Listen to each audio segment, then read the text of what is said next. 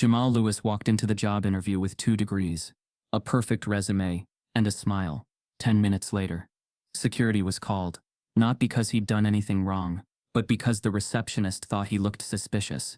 As they dragged him out, the CEO rushed in, eyes wide. "Wait, you're the man who just saved our company." Jamal froze, but the damage was already done. Before we deep dive into this interesting story, subscribe to our channel, and tell us where are you watching from. Share in the comments below.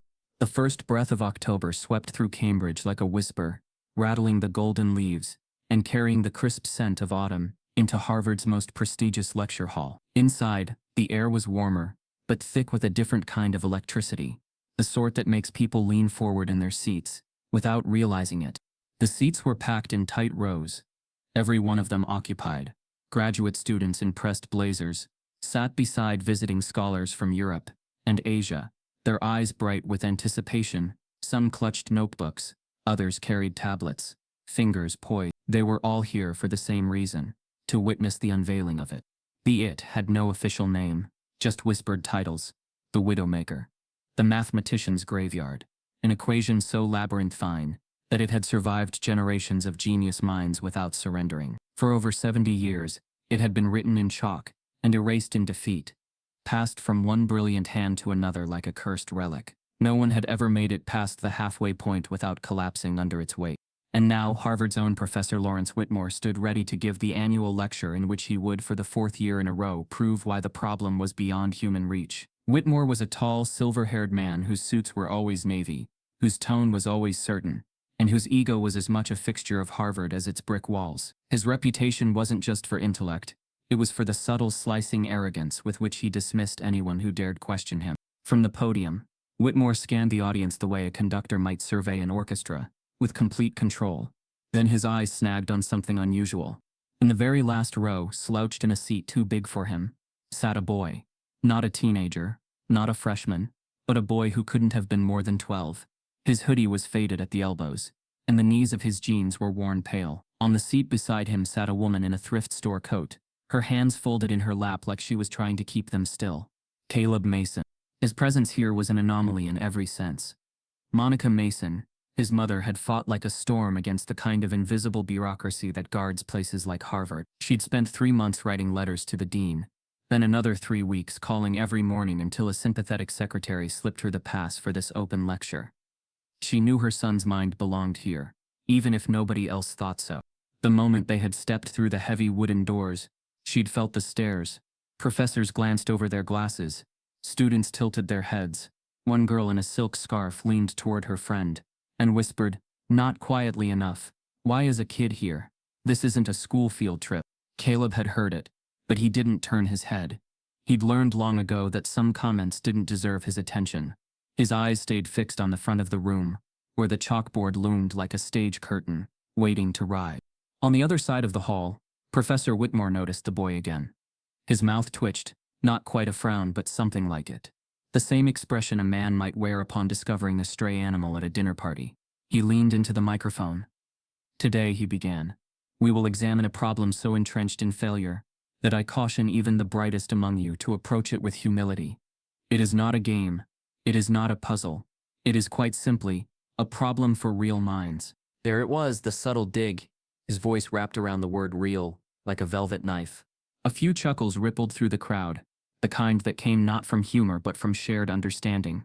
In that moment, the lecture hall became an invisible courtroom, and Caleb Mason was on trial for simply existing in a seat he wasn't expected to fill. Monica's jaw tightened. She'd been here before, in smaller rooms and smaller ways. The parent-teacher conference, where the teacher suggested Caleb might be better suited to a technical track instead of higher academics. The scholarship interview where the panelist asked if Caleb had ever considered sports as a main focus. Always the implication was the same: your son doesn't belong here. But Caleb didn't flinch. His gaze followed the professor's hand as Whitmore picked up a stick of chalk and began drawing the first tangled lines of the Widowmaker across the board. The sound was hypnotic. Scratch, pause, tap. Equations branched and twisted like vines, symbols intersecting, splitting and vanishing into the white haze of dust. Whitmore narrated as he wrote, his voice deep and deliberate. "You will see, as always, that the initial variables collapse into paradox, And that's where minds far greater than yours have been broken. Heads nodded. Pens scribbled. Caleb leaned forward slightly, his eyes narrowing, not in confusion but in a kind of silent measuring. Monica recognized the expression. It was the same one he'd worn when he dismantled a malfunctioning radio at age 8.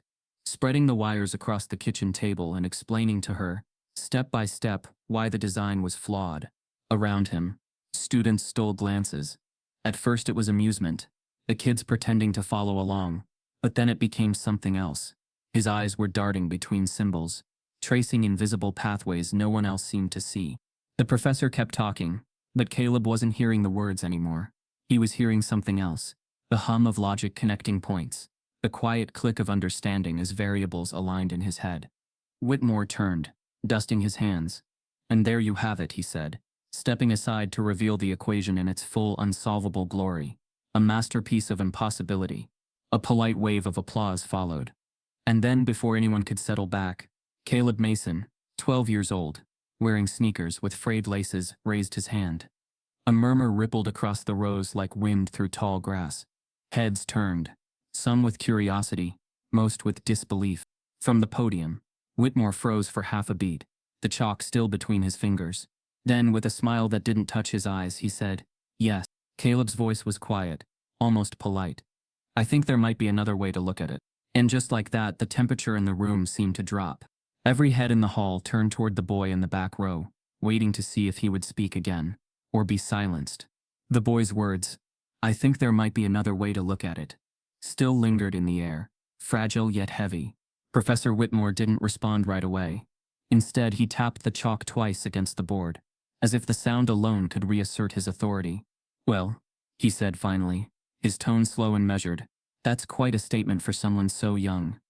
He let the last word hang, a subtle blade, wrapped in a smile.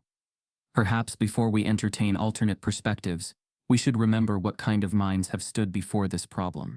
He turned back to the board and drew a heavy underline beneath the equation, the chalk leaving a thick white scar across the green slate.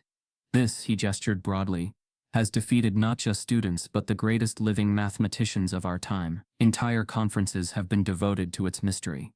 Wars have paused while governments sought answers hidden in its complexity. And in every case, failure." The way he said it, failure wasn't just an outcome, it was a kind of final judgment. The audience leaned in as he began telling the problem's history, like it was a legend passed down through centuries. In 1952, the Soviet Academy of Sciences had locked its finest mathematicians in a sealed room for 3 days, believing that isolation might force the breakthrough. They emerged pale and wordless. In the 70s, an American prodigy, tipped for a Nobel Prize, had made a public attempt to solve it live on television, only to stumble halfway through and retreat from mathematics entirely. More recently, a Japanese research collective had announced they were close, only for their work to collapse under peer review, sparking an academic scandal that destroyed 3 careers. "This," Whitmore said, pointing to a looping sequence of variables, "is where minds crack. They think they see the path, but it's only a mirage, a mathematical desert. And when the mirage fades, the consequences are brutal." His voice hardened. "Some problems are not meant to be solved. They exist to teach humility." Pens scratched faster. Graduate students copied each line as though fearing they might miss the single detail that could one day tip the balance. Visiting scholars whispered to each other in accented English, their faces lit with that feverish blend of dread and curiosity. Only one person in the room wasn't writing. Caleb sat completely still, his chin slightly tilted up, eyes scanning the expanse of the board in slow, deliberate sweeps. It wasn't the posture of someone lost, it was the posture of someone assembling a puzzle in his head before his hands ever touched it. His mother noticed. She'd seen that expression before, the narrowed eyes, the steady breathing, the way his fingertips tapped lightly against his thigh in a rhythm that wasn't random. It was the rhythm of calculation. 2 seats over, a tall graduate student caught sight of Caleb's stillness and smirked to the person beside him. "Look at the kid. He thinks he's got it," he murmured. The other chuckled under his breath. It wasn't loud enough for Caleb to hear, but Monica did. She gripped the strap of her purse a little tighter. On stage, Whitmore's pacing slowed. He was approaching the point in his lecture where he would traditionally dismantle any naive attempts at a solution. The part that left even the most ambitious students deflated. Without looking directly at Caleb, he said. Now there are those, he gestured vaguely toward the back rows, who believe enthusiasm alone can replace understanding. But mathematics is merciless. It doesn't care how much you want it. It demands mastery. The words slid through the air like cold water. Caleb knew they were aimed at him. But his face didn't change. His eyes never left the board. In his head, pieces were shifting. Where Whitmore saw an impenetrable wall, Caleb saw threads, patterns. There was a symmetry in the second line that no one had mentioned, one that pulled toward a solution if you followed it long enough. He didn't know yet if the path was real, but he could feel it tugging at him, urgent and insistent. Whitmore continued, his voice low and deliberate. If you attempt to leap across this chasm without the proper foundation, you will fall. And when you do, you will not recover. It was meant to intimidate. For most it worked, but Caleb wasn't most. Without breaking eye contact with the board, he slowly reached down, unzipped his backpack, and pulled out a battered composition notebook. The cover was creased, the corners bent from years of being stuffed into two small bags. A few loose sheets of graph paper stuck out at odd angles. The sound of paper rustling was barely audible, but in a room so tense it was enough to draw attention. A couple of nearby students glanced over, eyebrows raised. Caleb flipped to a page near the middle. His handwriting was small, precise, and arranged in neat columns. Between the equations were strange diagrams, loops, spirals, and intersecting arcs that looked more like art than mathematics. He set the notebook on the tiny desk, attached to his seat, and uncapped a pen. Monica watched his shoulders straighten, the quiet shift in his posture like a runner at the starting line. She felt her pulse quicken. She knew this boy. Her boy was about to do something he couldn't take back. A student in front of him whispered to another, "Is he taking notes?" Or, the question trailed off as they realized he wasn't copying Whitmore's work. He was writing something entirely different. Whitmore's gaze swept the room again, and this time, he caught the movement. His eyes narrowed for just a fraction of a second before he looked away, pretending not to notice. But the faint curl of his lip gave him away. The professor's voice dipped into a tone that carried the faintest edge of mockery. "Of course," he said, "you are welcome to try. History is littered with those who did." Caleb didn't answer. He didn't need to. His pen was already moving, lines and numbers pouring onto the page in a steady, confident rhythm. It was then that Monica realized something. He wasn't just trying, he was already doing. And somewhere deep in the hum of quiet calculation filling his mind, Caleb felt the first sharp pull of a solution taking shape. Without looking up, Caleb turned the page and began a new column of numbers, a path no one in that room had ever taken before. The pen moved, steady and sure, and with each line Caleb set down, the noise of the lecture hall thinned, until all he could hear was a familiar rhythm that belonged to another room entirely. The thrum and clatter of washing machines, 2 floors below a cracked kitchen window. The chalkboard at Harvard swam for a moment into the metal mouths of dryers. The clean, varnished desks flickered into folding tables gouged by years of coins and keys. That laundromat had been his metronome, his first laboratory, and his quiet sanctuary from a world that treated his mind like a rumor. East Baltimore had never pretended to be kind. The building where Caleb and Monica lived leaned toward the street, as if tired of resisting gravity. In summer, heat pooled in the corners like something alive. In winter, the wind hissed through the window frames with a voice he'd learned to ignore. The apartment had 2 rooms, one for Monica, one for Caleb, and a kitchen so narrow they had to turn sideways to pass each other. When the washer drums below began their nighttime cycle, the whole place hummed, a low, rolling vibration that rattled glasses and set the lamp to trembling. He used to count the intervals between the rumbles, then layer them, listening for patterns. It was how he realized patterns were everywhere, even where nobody expected them to be. Monica worked 2 jobs. Mornings on a bus route that crossed 3 neighborhoods and 4 unspoken boundaries. Nights cleaning a medical office where the alarm always took too long to shut up. She wore cheap sneakers until their soles thinned to paper, and kept her hair in a scarf during the week to save time, pride tied into neat knots. It was a schedule built from stubbornness and caffeine. On late nights, she'd climb the last flight of stairs and find Caleb sitting at the kitchen table with an open library book and a piece of toast he'd forgotten to eat. She'd rub his shoulders and ask the question she asked every night. "You good, babe?" He always answered the same way without looking up. "I'm close." He read like someone trying to prove a point to the dark. Books on electrical engineering, on graph theory, on things no one expected an 8-year-old to care about. He scavenged them from the library's discard shelf and the cardboard boxes at neighborhood yard sales. Once he found a community college textbook with half the pages water-warped and thought it was beautiful. He called it Rescued. He read the parts that weren't ruined and guessed the parts that were, then tested his guesses by sketching out circuits with paper clips and rubber bands. When something worked, he didn't smile. He just wrote it down and turned the page. School was a different kind of study. He learned, early, how to manage expectations. In 4th grade, after finishing a math worksheet in 5 minutes, he asked the teacher for another. She told him to help other students instead. When he did, she told him not to be bossy. In 5th grade, he tried to explain a shortcut he'd found to factor large numbers.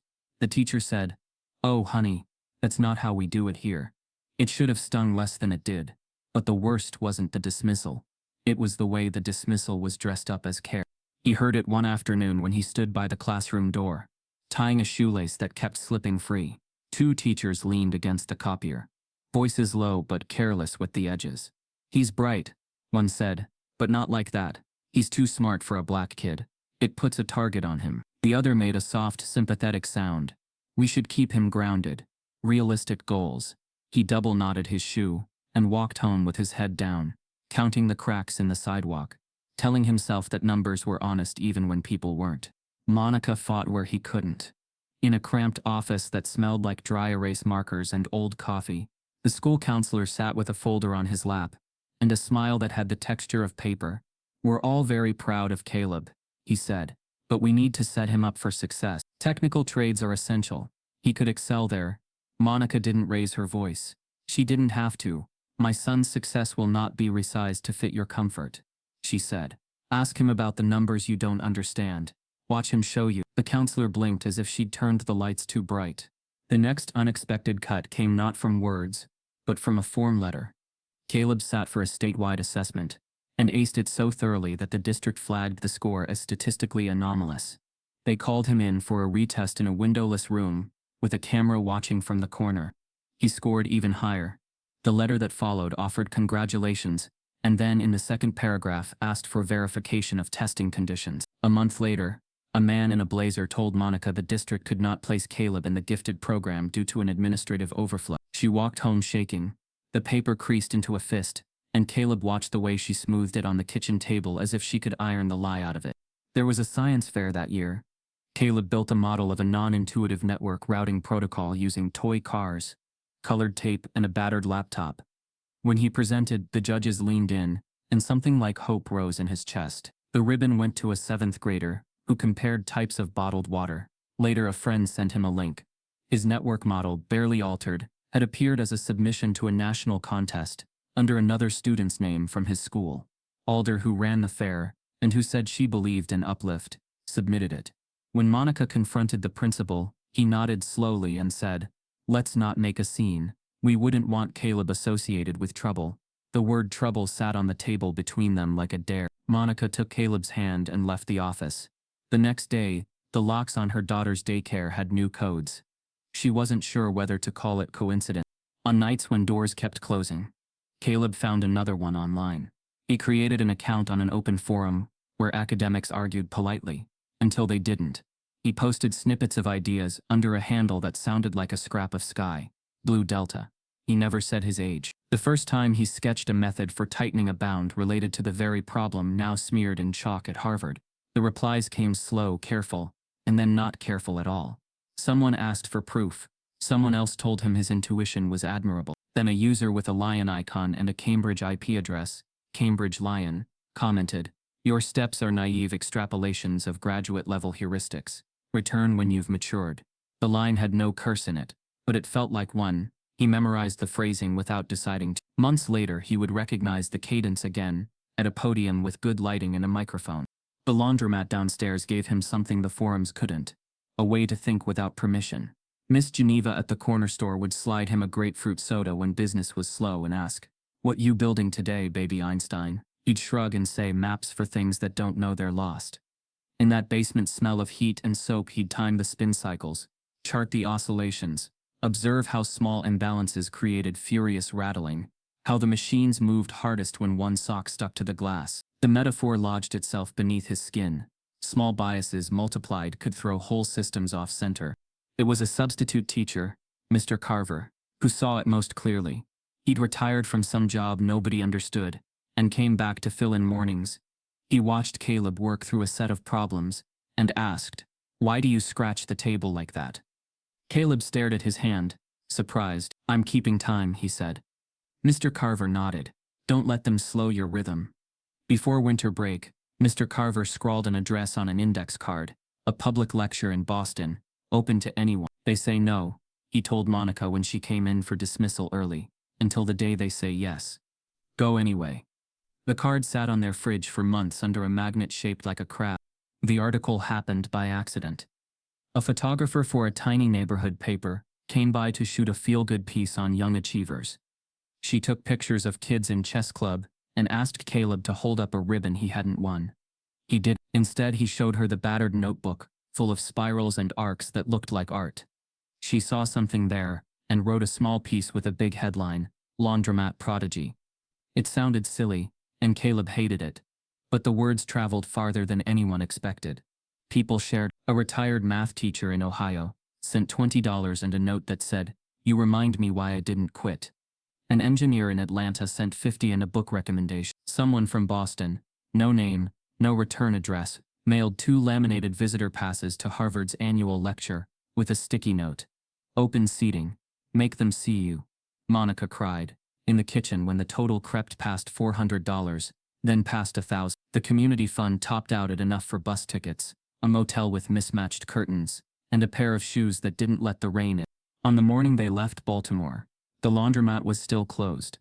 The owner, Mr. Raffi, slipped them a paper bag with turkey sandwiches, and said, "Don't eat all at once," as if hunger was a thing that could be scheduled.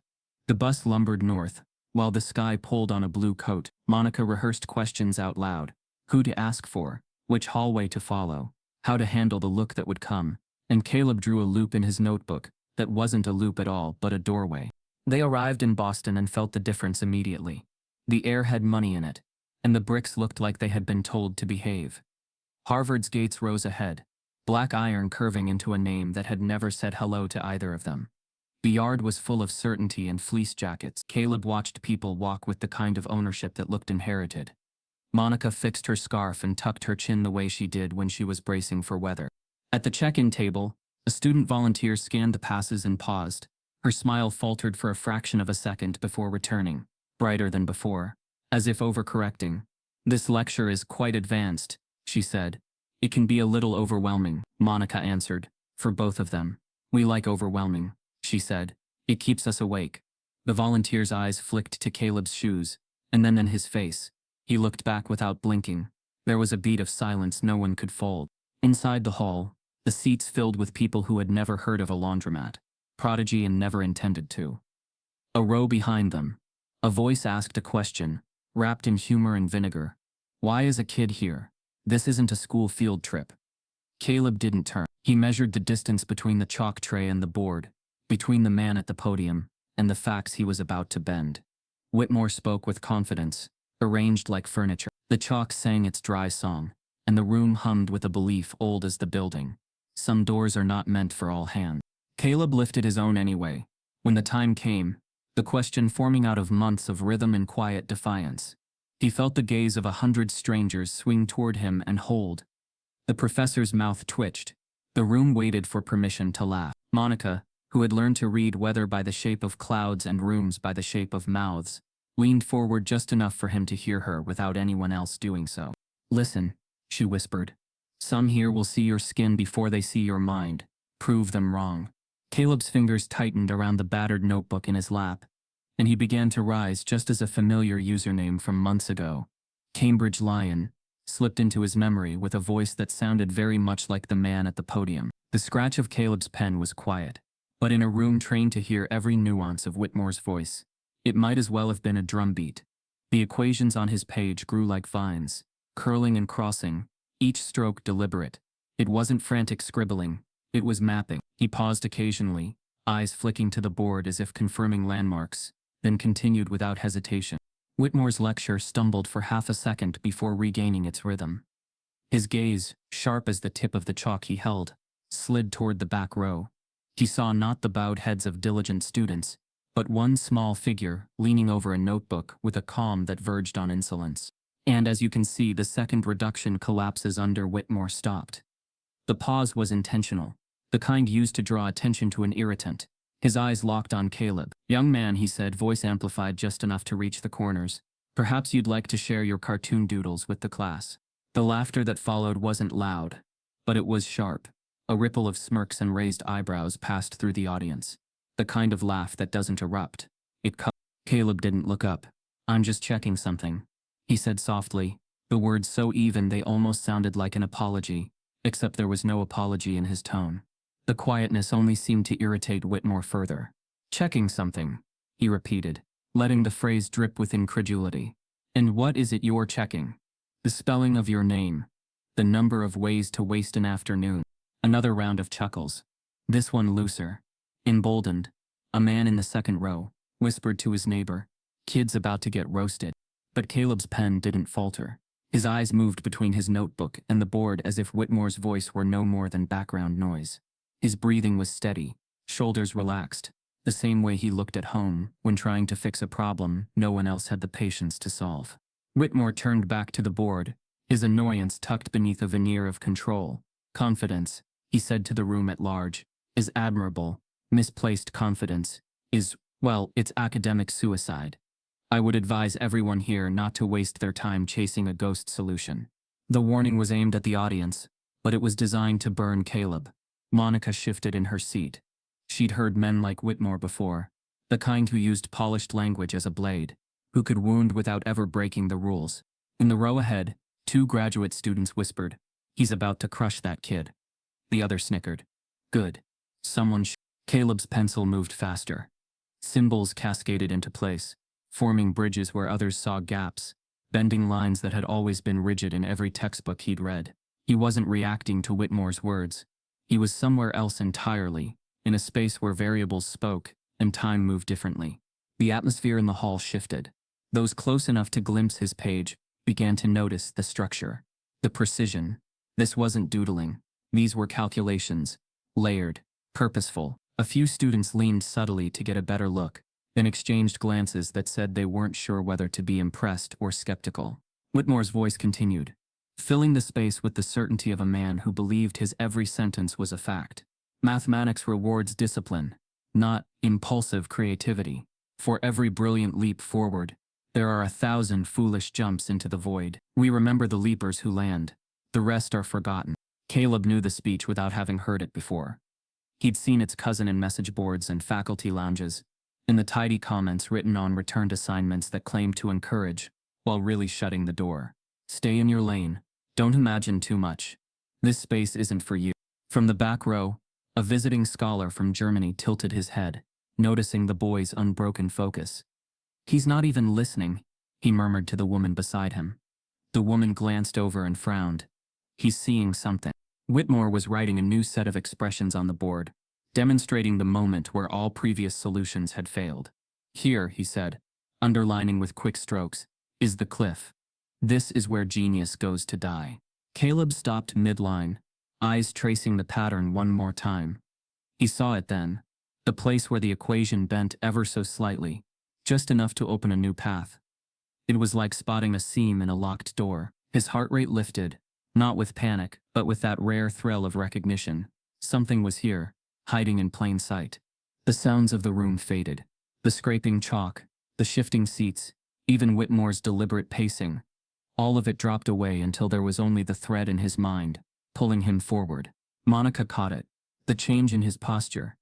She'd seen it in the laundromat when he'd find the one machine with an unbalanced load, or in the kitchen when he realized a recipe's missing ingredient wasn't missing at all but mismeasured. It was the moment the rest of the world went quiet for him. Whitmore turned again, chalk dusting his cuffs.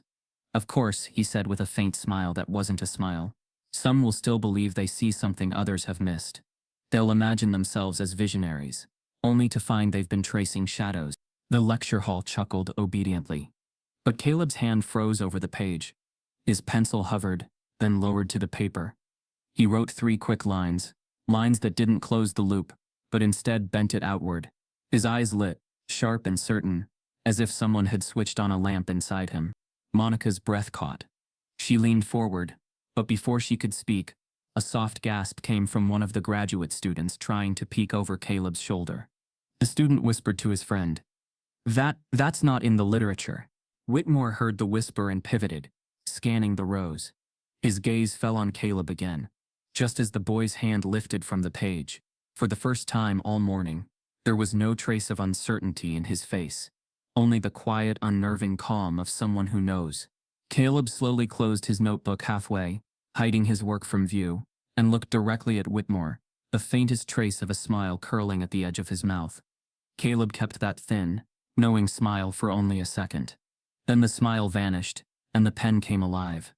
His hand moved in rapid bursts, as if ideas were surfacing faster than ink could capture them. Lines leapt, paused, doubled back, symbols stacked like scaffolding, margins filled with tiny arrows stitching sections together. It wasn't frantic. It was precise urgency, the rush of a mind that could finally see the shore and was swimming hard to reach it.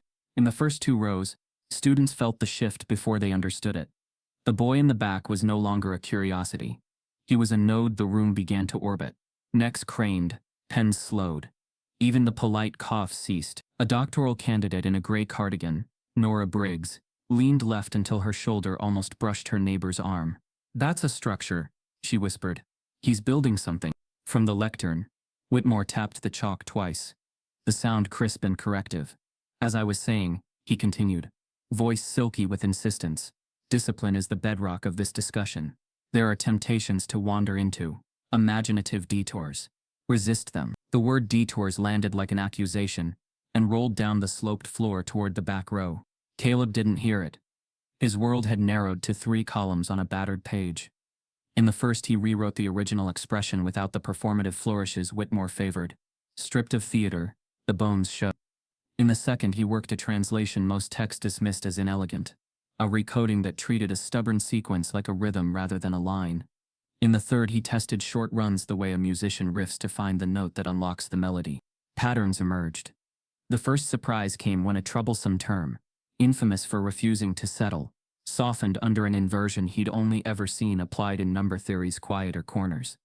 He wrote it, then boxed it. His pen moved again, quicker now, and a path opened across the page, not a straight road, but a footbridge, narrow and certain. Monica's hand rose to her mouth before she realized it.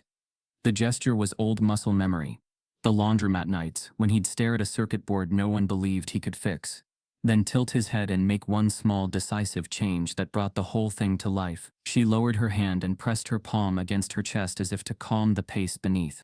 A few nearby students, unable to help themselves, angled for a better view.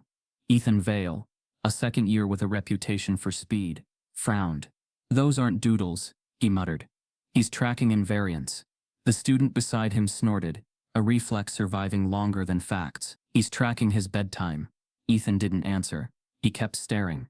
Whitmore tried to pull the room back with a story, as old as his tenure, the parable of a brilliant peer who chased the widowmaker for a decade and ended with a desk full of unpublishable fragments. "There is a cost," he intoned, "to falling in love with your own imagination." He smiled with the gentle menace of a man warning the crowd about cliffs he alone knew by name. "I would hate to see anyone here pay it." That should have settled things. It didn't. The shifting eyes betrayed him. Attention had defected. He felt it the way a conductor feels an orchestra slip a beat. His jaw tightened a degree. "Any questions?" he offered, a placebo formality. In the back row, graphite moved like a lit fuse. Caleb's pencil skated, slowed, then traced a small loop beside a troublesome equality sign, a reminder to check the symmetry he thought he saw. He surveyed the board, and for the first time noticed what wasn't there. A substitution so famously unhelpful that no one tried it anymore. He tried it anyway, not to replace the structure but to test its range, the way he'd nudge a wobbling dryer to hear the bearings sing their secret. The page responded. Concepts from 2 different chapters, trained never to touch, shook hands. A relation that usually blew apart under pressure held, thin but holding. He felt the click, the soft, satisfying alignment of idea with reality. He underlined twice, breath hitching, and the right corner of his mouth lifted, involuntary and brief. A row ahead. Nora's whisper sharpened. He's pruning the dead branches. Her neighbor Tyler Chen squinted. That cross term. He's balancing it with a signed measure. That's wrong. Unless. He didn't finish. Unless it works. Monica leaned toward a woman in a navy blazer, who had been filming small clips on her phone, like a tourist. Please don't, she said barely above a breath. If he's wrong, let him be wrong in private. The woman's thumb hovered over the record button, then retreated. Okay, she whispered, surprised at herself. Caleb paused long enough to do something almost tender. He erased a flourish from his own notation, and replaced it with a simpler mark. No ego, only function. He tested the next motion by whispering it under his breath, the syllables barely audible. Shift, align, invert, hold. Then he laid down the step, clean and sure. The room reacted like a single organism. Those who had been dismissive began to lean forward, not to help but to witness. Those who had been skeptical felt their skepticism move, reorganizing into a new shape. Not belief, not yet, but respect's first outline. From the podium, Whitmore felt all of it. The murmurs, the subtle tilts, the oxygen leaving his lane. He lifted his chin. If I may refocus our attention, he said, there is a reason we discourage amateur incursions into complex structures. They create illusions of progress. He turned his head with practiced laziness toward the back. Illusions are very persuasive to the untrained. Caleb's hand didn't slow. If anything, the insult steadied him. He considered the wall he'd hit on Blue Delta months ago, the thread that refused to stitch. Here in this moment, exposed to 100 watching strangers, and a professor who would happily erase him, the thread slipped through. He wrote another series, 3 compact lines, that recast the infamous bottleneck as a rotating sum. It looked odd, unsanctioned, the kind of choice that triggers polite laughter. But then he reduced it, and the oddness collapsed into inevitability, like a magic trick explained. Hold on, Ethan breathed, loud enough for Tyler and Nora to hear. That salvage step. He just saved the term Whitmore throws out every year. Tyler blinked. Then Whitmore's entire approach was blind to that symmetry. Nora finished, the words leaving her like steam. A soft "oh" rippled through a cluster of visiting scholars who couldn't see Caleb's page, but could read the changing faces of those who could. The hush that followed wasn't silence. It was compression, pressure building without sound. Monica felt the pressure too, and with it, a private fear. Brilliance draws lightning. Every time Caleb stood out, the air changed. Something always tried to strike. She looked toward the aisle, half expecting a hand to appear on his shoulder. A whisper. That's enough. Her fingers curled around the edge of her seat. She thought of the counselor's smile, of the stolen project ribbon, of emails that began with "We regret to inform you."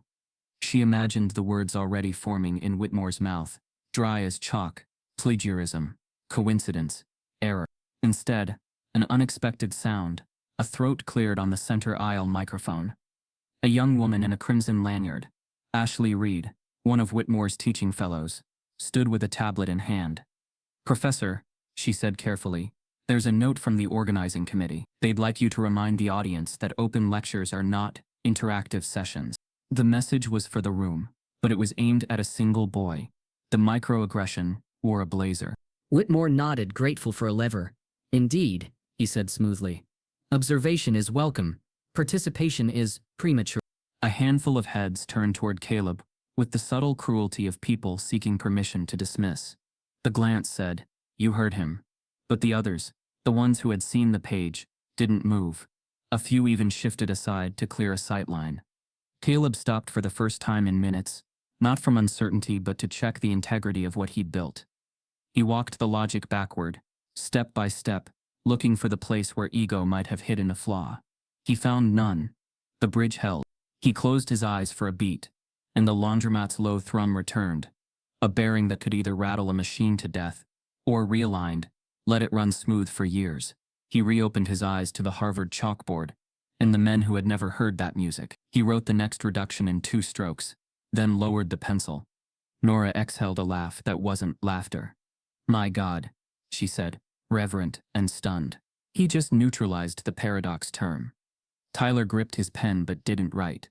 He was afraid the act of moving might break the spell. Whitmore resumed speaking, as if nothing had shifted. "Now," he said, If you return your attention to the canonical reduction, you'll observe, Professor, a voice interrupted from the left aisle, Dr. Leonard McCrae, an outside scholar, whose presence usually brought Whitmore a pleasant thrill of validation. Today the thrill didn't come. With respect, McCrae said, isn't there an alternative framing for that term? It's not canonical so much as conventional. Whitmore's eyelids lowered a fraction. Conventions exist for a reason. Sometimes they exist because no one has looked hard enough.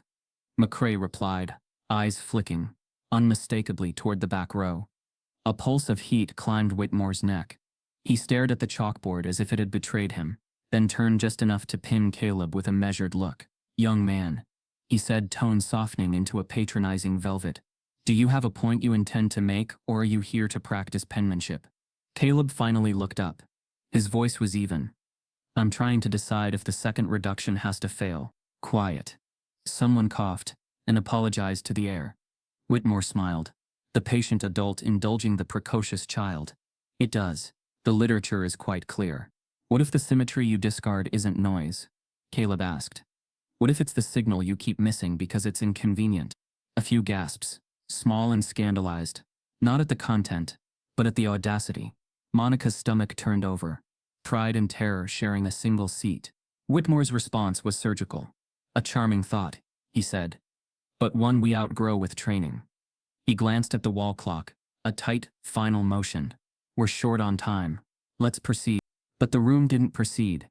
The center of gravity had moved, and movement obeys gravity. Students hunched to see if the boy would keep writing. Scholars tilted to watch the scholars who were tilting. Monica wanted to reach forward and steady her son, to anchor him to the seat, but anchors don't belong on bridges. She drew her hand back. Caleb turned a page, and with a firm stroke, drew a bracket that gathered his scattered tests into a single line of march. The bracket's purpose was plain. He was about to formalize. The small choices, the tests, the risky substitutions, all of it would condense into a statement that could be read aloud without apology. He wrote the opening phrase with the dignity of someone signing his own name in ink for the first time. That was when the unexpected twist slipped out from the front row. A silver-haired man in a tweed jacket. Dean Robert Halverson stood from his seat, buttoned his coat and spoke without a microphone. Professor Whitmore, he said, voice clear, cheerful as our tradition is, I'd like to note the policy about open collaboration during open lectures. This university prides itself on rigor and on listening. If a member of the audience has substance, we can afford 30 seconds to hear the shape of it. The shock was quiet but real. Halverson was no friend to disruption, and yet here he was, carving space, calculated. Certainly a dean senses where the wind is turning, but to Caleb it felt like oxygen. Whitmore inclined his head with the manners of a man who knew how to lose a moment without showing the bruise. By all means, he said, each word wrapped in ice. 30 seconds. The room pivoted. 100 looks converged on the last row, transforming a boy into a stage. Caleb's throat went dry, but his mind did not.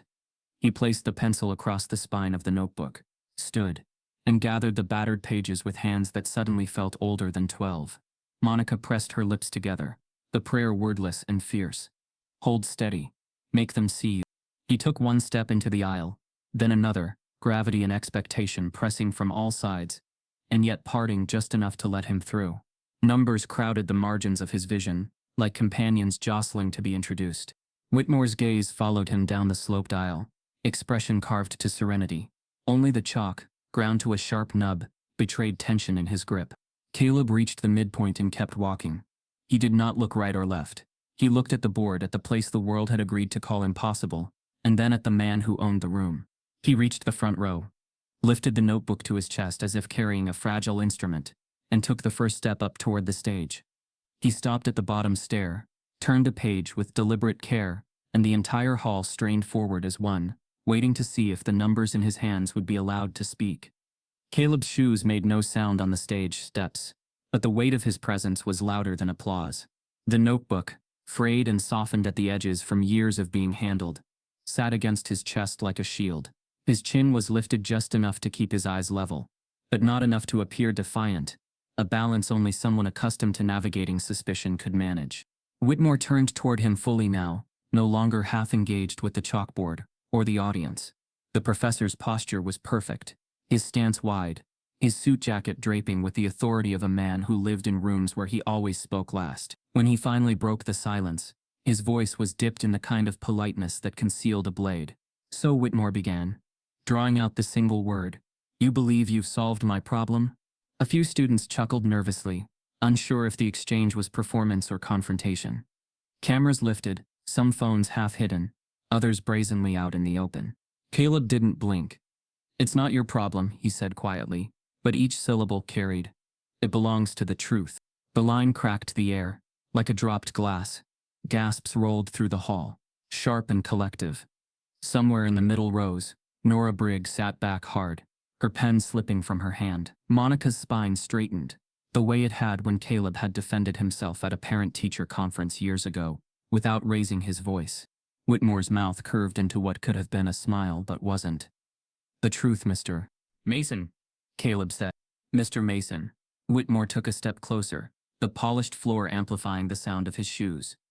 "The truth is elusive, and when one encounters it, one is usually ill-prepared for the consequences." He extended a hand, palm up, the kind of gesture that was both invitation and command. "May I?" For a split second, the boy's gaze flicked down at the outstretched hand, then back up at the man. His grip on the notebook tightened. "No." A wave of murmurs rippled across the room. Whitmore's eyebrows lifted. "No, I'm not done explaining," Caleb replied, voice steady. The professor's hand remained suspended in the air for a beat too long, then slowly withdrew. The slight tightening at the corner of his mouth was visible only to those near the front. From somewhere in the side seating, a whisper rose, unintentional but not unheard. "He's scared of a kid." Whitmore's head tilted ever so slightly, like a man hearing static on a line. He turned to the audience. "Mathematics, ladies and gentlemen, is not theater. It is not a place for theatrics," Caleb interrupted, his tone mild, but the timing deliberate. "Then why build your proof around assumptions you can't defend?" The words landed heavier than volume could make them. Several students shifted in their seats, glancing at each other with eyebrows raised. Whitmore's voice cooled further.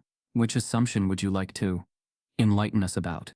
"The second," Caleb said, opening the notebook to a page that looked to the untrained eye like chaos, arrows looping into boxed expressions, marginal notes that seemed to argue with themselves, and a single underlined phrase, "Check symmetry, discard."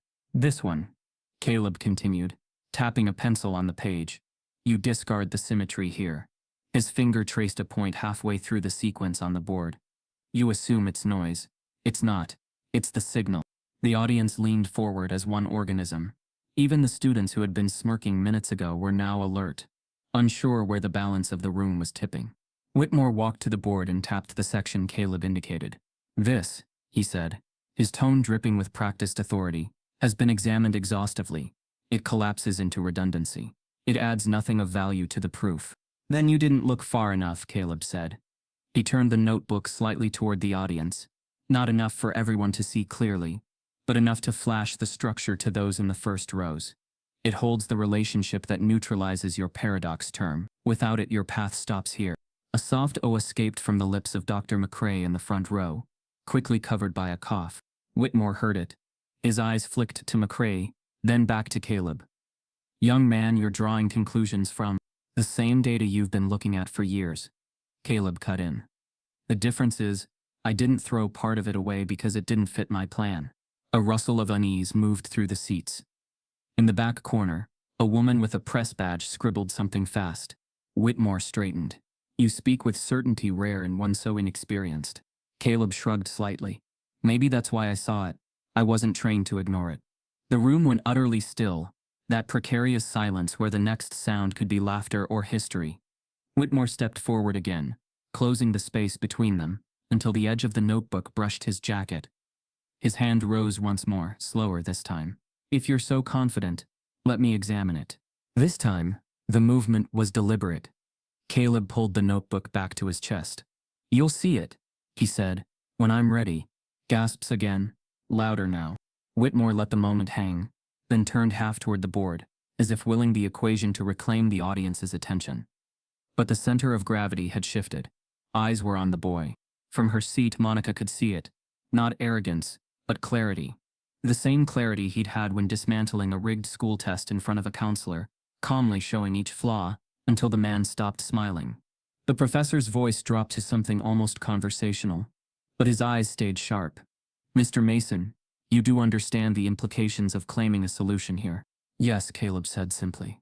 It will be examined, pulled apart. If it breaks, it doesn't. Whitmore's jaw flexed once. Barely. And your basis for such confidence? Caleb glanced at the board, then back at Whitmore. Your second assumption is wrong. The words landed so cleanly that for a moment no one reacted. Then the room erupted into a low, charged murmur, the kind that signaled something irreversible had just been set in motion. Caleb didn't rush. His voice came measured, deliberate, the pace of someone who understood that every sentence could be weighed against him, every pause used to frame him as uncertain. He turned slightly so he could see both Whitmore and the board. Your first step, he began, is valid. The reduction is elegant, but it relies on the second assumption, that the symmetry here, he tapped the page in his notebook, is incidental. You treat it like static in the signal. A few students lowered their heads to scribble, the frantic kind of note-taking reserved for moments that felt like they might matter later. Others just stared at him, unmoving, as if to miss a word would be to miss the point entirely. Caleb continued, the symmetry isn't static. It's an artifact of the deeper structure. You call it redundant, because you look at it through the canonical frame, which already assumes the paradox term is unsalvageable. But if you rotate the frame, Whitmore stepped forward, voice clipped. That frame is not arbitrary.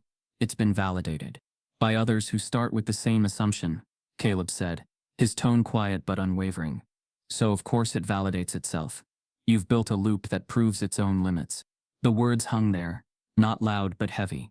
A few in the audience let out barely audible hms. From 3 rows up, Nora Briggs wrote so quickly, her pen squealed against the paper. Ethan Vale, still half leaned forward, whispered to Tyler Chen. He's not dismantling the math, he's dismantling the filter.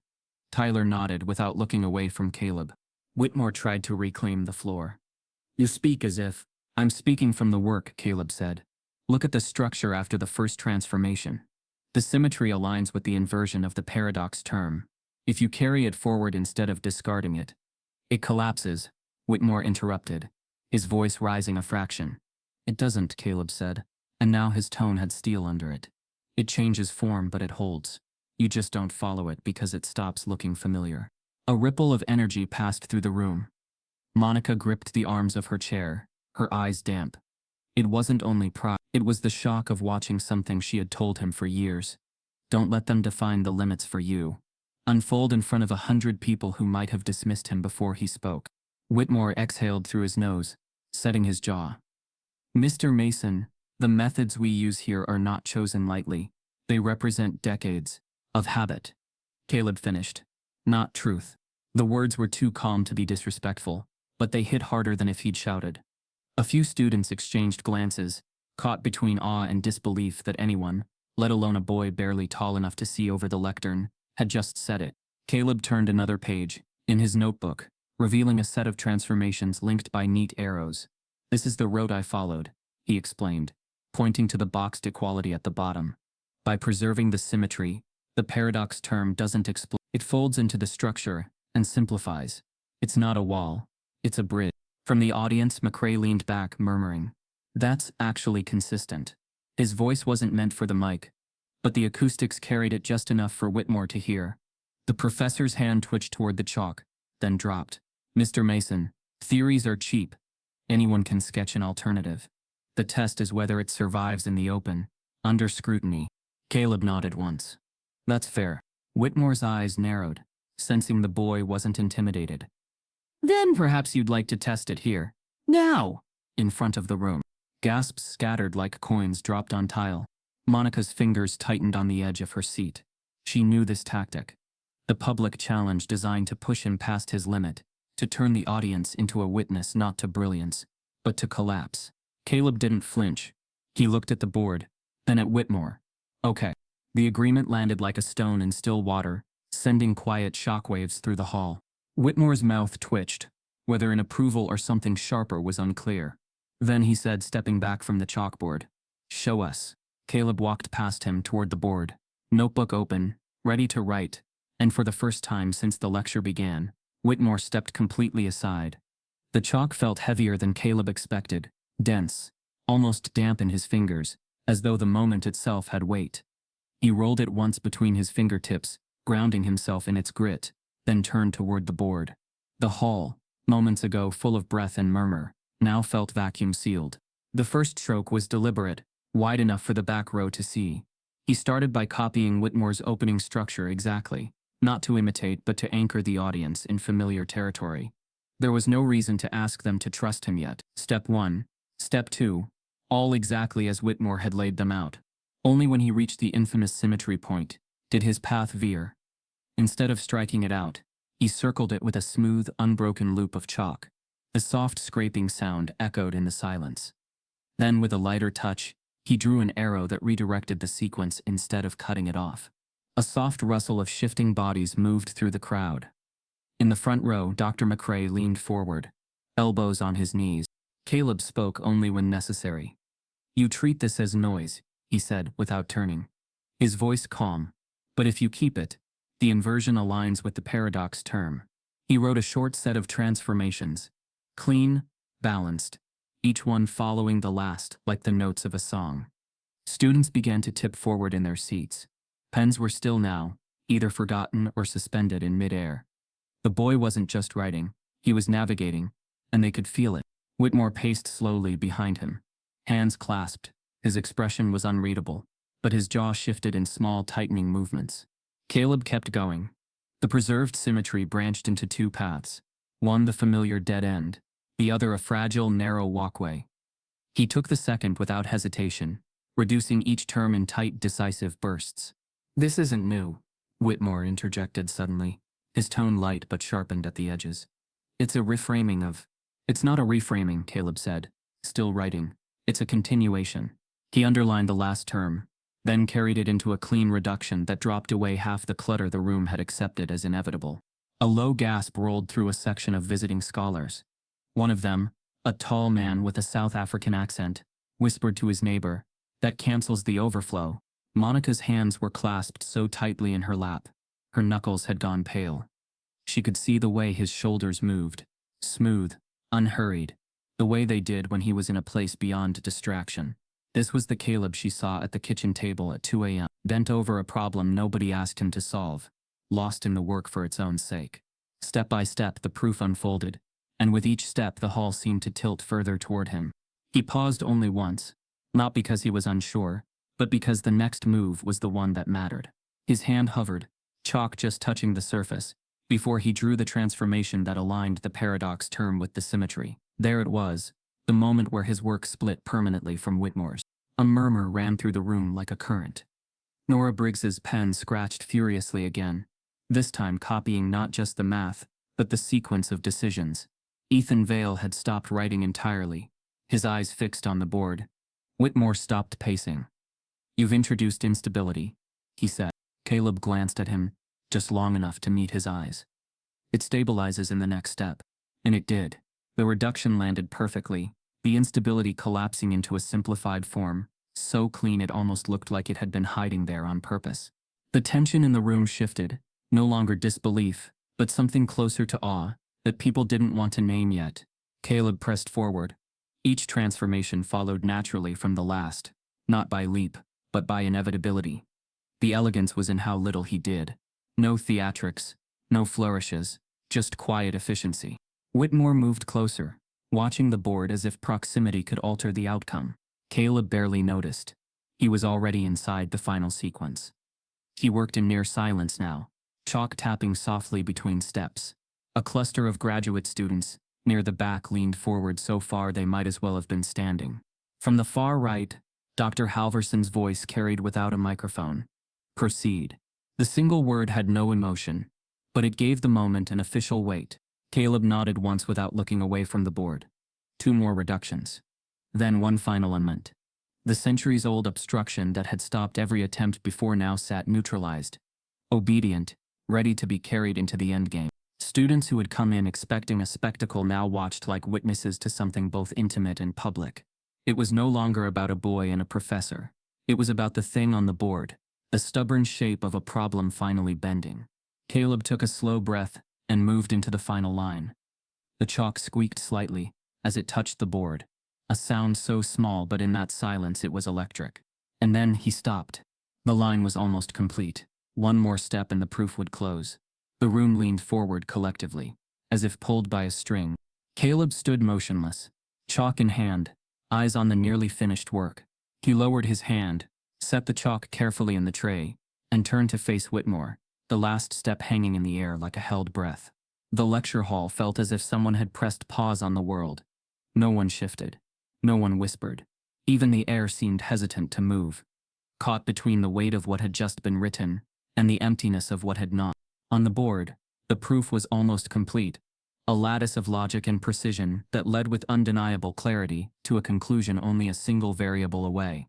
That final step was so close, it felt tangible, as though anyone in the room could reach out and nudge it into place. Yet it remained untouched, suspended like a pendulum at the top of its swing. Whitmore stood a few feet from Caleb, the faintest smirk playing at the corner of his mouth. He had mistaken the pause for uncertainty. The boy's flinching, he thought, relief sneaking into his pride. The moment in Whitmore's mind was about to turn, the child prodigy reduced to hesitation, the rightful order restored. Caleb placed the chalk gently into the tray, the sound barely audible but sharp in the stillness. He turned to face Whitmore fully. "You should finish it," he said. The words were calm, almost casual, but they landed like a thrown gauntlet. The room reacted in a collective intake of breath. Short, startled, incredulous, a challenge, not whispered to a peer, not muttered under his breath, a direct invitation to the most celebrated professor in Harvard's mathematics department to step forward and complete the thing he had declared for years could not be completed. For a moment, Whitmore didn't move. His smirk didn't falter, but his eyes narrowed by a fraction. "Is this generosity, Mr. Mason?" he asked, his voice carrying the weight of sarcasm, but with an edge dulled slightly by something harder to place. "Caution. It's fairness," Caleb replied. "You've carried this problem longer than anyone. You should have the final line." The silence deepened. In the third row, Nora Briggs's pen rolled off her notebook and onto the floor, the click of plastic startling in the void. She didn't reach for it. From the far left, Dr. Halverson adjusted his glasses, his expression unreadable. In the far back, Monica Mason sat with her hands folded tightly in her lap, her pulse drumming in her ears. She knew her son well enough to know he wasn't stalling. This was deliberate, and it was dangerous. Whitmore finally moved, stepping forward with the slow confidence of a man reclaiming ground. "Very well," he said, loosening his shoulders, as if warming up. "Let's finish what you've started." He took the chalk from the tray, twirling it once between his fingers. Before facing the board, he studied the sequence from top to bottom, his head tilted slightly as his gaze moved along the unfamiliar thread. Caleb had chosen. The smirk stayed, but his pacing slowed, no longer theatrical, but methodical.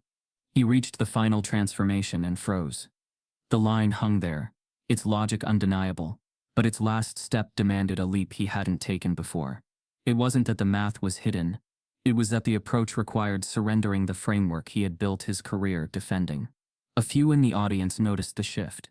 Dr. McCrae leaned subtly toward Nora and whispered, "He's never seen it from this side before." Nora's eyes stayed fixed on the professor's back. "He doesn't want to cross it," she murmured. Whitmore tapped the chalk against the board twice, a habit he had when buying time. "Interesting," he said, though the word came out thinner than intended. "You've rearranged the order of operations here." "I followed the symmetry," Caleb said simply. Whitmore traced the last two terms with the tip of the chalk, his jaw tightening. He could see the route. He could even see the number that would appear at the end, crisp, clean, inarguable. But he could also see what that meant. Every lecture he had given about the impossibility of this problem, every paper where he had dismissed this approach, would stand in open contradiction to what this child had just done. He was standing at the edge of a truth that would outlive him. Behind him, whispers began to stir again. Ethan Vale muttered, "Why isn't he writing it?" Tyler Chen didn't answer. Monica's eyes stayed locked on Whitmore's hand. Whitmore adjusted his grip on the chalk, brought it close to the board, and hesitated. It wasn't hesitation from not knowing the step. It was the kind of hesitation born from knowing it too well, and understanding what it would cost. The smirk was gone now, replaced by a stillness that read differently to each person in the room. To some, it was the focus before a final stroke. To others it was the silence of a man staring at a door he didn't want to open. Caleb stood beside him, unblinking, the faint hum of the laundromat's machines echoing somewhere deep in his mind. He didn't need to say anything else. The space between them was already filled with the unspoken truth. Whitmore's knuckles whitened around the chalk as he stepped up to the final variable, and froze. Whitmore's hand hovered in the air, chalk poised inches from the board. The trembling was subtle at first, just enough for the white nub to leave a faint accidental mark against the slate. He drew in a breath as if oxygen alone could summon the missing step. But the proof in front of him didn't care about breathing. It only cared about truth. And truth was merciless. The last transformation was not complex in its arithmetic. No, it was something worse. Elegant. Elegant in a way that stripped away all the excess and left nothing for him to hide behind. To write it would be to admit that a boy, a 12-year-old black boy in thrift store sneakers, had seen what he had not. The silence stretched until it began to bend. The first murmurs rose from the back rows, thin and cautious, like the opening notes of a song no one was sure they were allowed to sing. "Is he?" someone whispered. "He can't." Monica sat perfectly still, her body taut with the memory of every room where she had been told her son was overreaching. She had braced herself for Whitmore to dismiss him, to crush him with a sentence so polished it could pass as kindness, but she had not expected this, to watch a man of Whitmore's stature stranded at the edge of an idea he could not cross. Nora Briggs stopped pretending to write. Her pen hovered over paper, ink pooling into a single dot. Tyler Chen glanced from the board to Caleb, and back again, his expression tightening as understanding settled in. Whitmore wasn't debating. He was stuck. Whitmore cleared his throat, but the sound came out dry, almost brittle. Of course, one could. His voice faltered. He adjusted his grip on the chalk, and tried again. One could attempt nothing. It was as if the board itself had turned into a mirror, reflecting back not the problem, but his own hesitation. And in that reflection he saw what the room was beginning to see. The myth of his infallibility cracking. Caleb took a single step forward. He didn't reach for the chalk. Not yet. "You know what it is," he said quietly. "You've seen it now." Whitmore didn't answer. His knuckles were white against the chalk, the tension in his fingers more suited to holding a blade than writing. "You're just not ready to admit it," Caleb added. His tone was steady, not taunting. The murmurs grew louder. The back row tilted forward, hungry to see. A couple of students in the middle exchanged glances that said they would remember this moment for the rest of their careers. Then came the twist, the thing no one expected. From the far left aisle, Dr. Halverson spoke again, his voice carrying that quiet authority that can cut through any noise. "Professor Whitmore, if you're not prepared to finish, perhaps we should allow Mr. Mason the courtesy of completing his own work." A visible flicker crossed Whitmore's face. He knew refusal would confirm what the room already suspected, but compliance would seal it. He set the chalk down in the tray, gently, deliberately, as though the act were his choice. "By all means," he said, gesturing toward the board with a hand that had finally stilled. "Show us your conclusion, Mr. Mason." Caleb stepped forward without hesitation.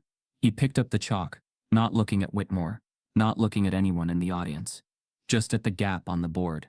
The unfinished proof was like an open door he'd been walking toward his whole life. He placed the chalk to the slate, and in 3 clean strokes, closed it. No flourish, no dramatic pause, just precision. The paradox term collapsed neatly into the final expression, the symmetry holding exactly as he had said it would. The structure locked into place with the satisfying inevitability of a key turning in a long rusted lock. There was no mistaking it. The problem was solved. For a heartbeat, no one moved. The silence was no longer suspense. It was shock. Even Whitmore didn't step forward. His gaze stayed fixed on the board, as though moving would make the truth harder to bear. Then from somewhere in the second row came a single pair of hands clapping. Slow. Deliberate. The sound cut through the stillness like the first drop of rain after a drought. Every head turned toward the source. Ethan Vale standing now, his eyes locked on the board. He clapped again, louder. Then Nora Briggs joined in. Then Tyler. And just like that, the dam broke. The entire hall erupted, the sound crashing over Whitmore like a wave he couldn't stop. Each cheer another crack in the armor he had worn for decades. The morning after the lecture, the story was everywhere. Screens lit up with the same headline, rephrased but unmistakable. 12-year-old black genius solves unsolvable math problem. Some versions were celebratory, splashed with words like prodigy and history-making. Others carried a sharper edge, their praise tinged with suspicion. Harvard's stunning lecture upset. But is it real? In living rooms, coffee shops, and subway cars, strangers watched the grainy phone videos, recorded from the lecture hall. Caleb's small frame against the towering chalkboard, the precise movements of his hand, the eruption of applause. Clips spread faster than context, and context was where the fractures began. Social media was a split screen. On one side, people posted clips with captions, like "This is what brilliance looks like," and "Protect this kid at all costs." Educators wrote threads about how many potential Calebs were overlooked every year because of systemic bias. Black parents shared the video alongside photos of their own children. The unspoken message clear: this is why we fight for them. On the other side, hashtags bloomed with cynicism. Harvard stunt trended for an entire afternoon. Anonymous accounts claimed the lecture was a calculated PR move to distract from unrelated controversies. No 12-year-old can understand that problem without help. One post read, racking up thousands of likes. Whitmore himself stayed silent, but his allies didn't. A retired colleague told a Boston radio host, "Brilliant work needs to be verified. Right now, all we have is performance." Another tweeted, "Extraordinary claims require extraordinary evidence." Sagan. Let's hold to that standard. Caleb didn't see most of it at first. Monica kept the TV off and turned his phone face down whenever she caught him glancing toward it. But the messages found their way in anyway. A text from a classmate back in Baltimore. "They're saying you faked it." A screenshot from the Blue Delta forum. A thread titled, "Is Caleb Mason even real?" The first wave of attention had been thrilling in its own overwhelming way. But by midday, a darker undertow pulled at it. Journalists began calling Monica's work phone. Some were polite, others invasive. One asked how a boy from that neighborhood could possibly have gotten an invitation to Harvard in the first place. Monica's voice was clipped when she answered, "The same way anyone gets in the door, by having something worth hearing." By evening, the pushback had shape. An op-ed in the Cambridge Review argued that the romanticism of the lone child genius had blinded the audience to glaring questions about oversight. A viral thread claimed that Caleb had likely memorized a solution planted by someone with access to Whitmore's unpublished notes. The author of that thread, a former Whitmore student whose bio prominently listed him as mathematical consultant. The comments were worse. Anonymous accounts with cartoon avatars flooded replies with demands for proof that Caleb had even written the equations himself. Others targeted Monica directly, implying she'd engineered the whole thing to cash in. Caleb, at first, brushed it off. "They weren't in the room," he said, shrugging as he pushed dinner around his plate. But Monica could see the way his shoulders hunched a little tighter each time she mentioned the word noise, as if the word itself now carried an extra weight. That night, she left her phone charging on the counter and returned to find a new email in her inbox. The subject line read, "Before this goes too far." The message was short, unsigned, and written in the kind of clipped grammar that suggested the sender didn't care about sounding professional. "You should know. We're looking into your family. People will want to know what kind of mother lets her son lie to the world. You don't want certain things coming out." There was no signature, no return address that wasn't scrambled through layers of anonymity.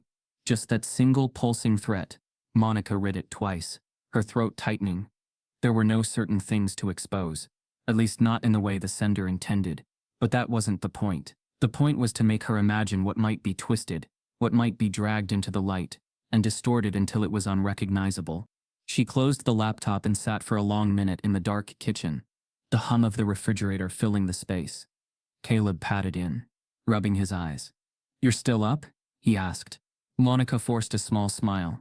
"Just thinking." "What about?" She hesitated. "About how quickly the world can turn on you." He frowned. "They can't turn on the truth." "They can," she said softly. "They just can't change it." Her phone buzzed again, this time with a new message from the same anonymous sender. 4 words. Nothing more. "We know where you live." The first envelope arrived with no return address, and a tilt in the handwriting that made the letters look like they were sneering. Monica almost tossed it, then remembered the message from the night before.